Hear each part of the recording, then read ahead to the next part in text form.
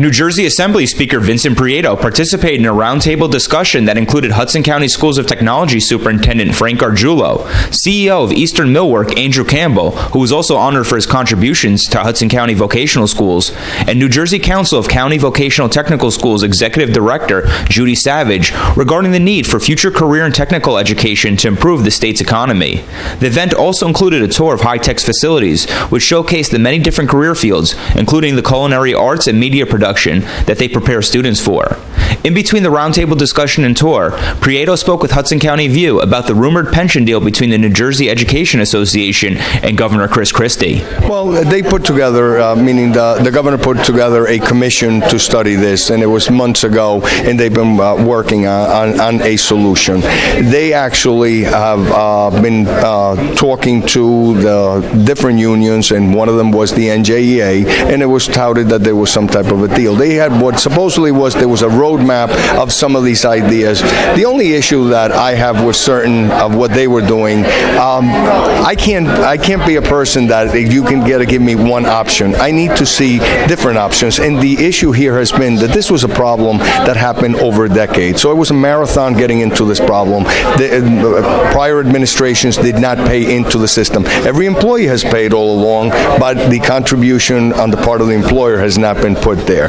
We're not going to sprint out of this. We actually did something that we were going to fund it over 7 years, doing a seventh every year.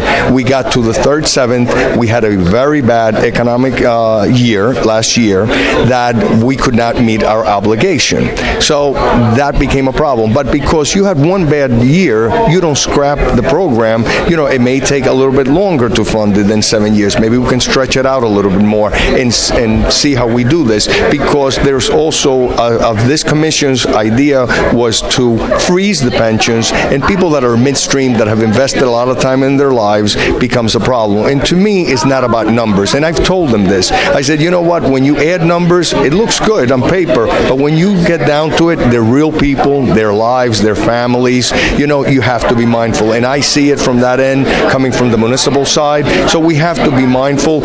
I don't have the solution, but I've been working with them. I've been working with actuaries, seeing how we can fund this. And the one thing we need to do is we need revenues. We need to grow our economy. I've been talking about Transportation Trust Fund, that we need to invest.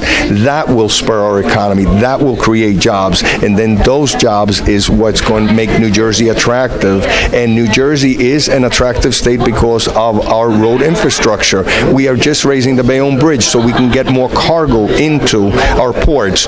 That cargo has to be moved how? Our transportation infrastructure. So it all goes hand in hand. New Jersey can succeed, but because we have lagged behind the other states around us, that doesn't mean that we scrap everything. I said it the other day. I said, you're driving the bus and a wheel falls off. You try to put a spare and get to somewhere that you can do your repairs. You don't just scrap the bus and just leave it there. So we have to be mindful. There were obligations. The state of New Jersey has obligations that it needs to meet. We have to start, you know, doing the right thing.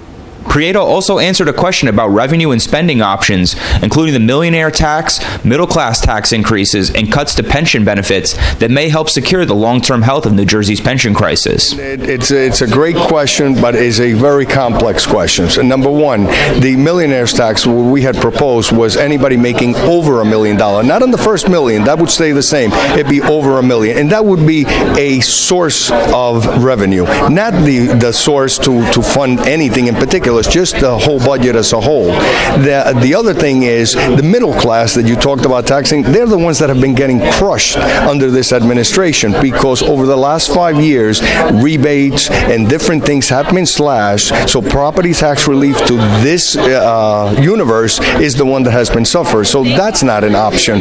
We need to grow our economy, and we have sent them many bills to the governor's office to spur our economy. Again, I'll go back to the Transportation Trust Fund. You need to fund that, because right now we're borrowing money, and then now I just heard potentially that there may be a fix that they want to do for another year. It's not sustainable. We are taxing, but you know who we're taxing? Our children and our grandchildren. So it's future generations. So don't kid yourself or anybody. We are taxing people. It's just you're not seeing it today, but you're going to feel it down the road. And that's when we get in trouble, because we have done that over the last 30 years, and then we can't sustain that anymore. $1.2 billion we collect for transportation transportation, every single penny is going to go to pay down debt. So we have to figure out how do we grow our economy, and that's the biggest thing here. We have to do that. And this year it looks better, our revenues, and we have projections next year 3.8 growth. Hopefully that'll even be beyond that. So hopefully it'll be a good year. I'm Michael Shuren with Hudson County View, the eye of the community.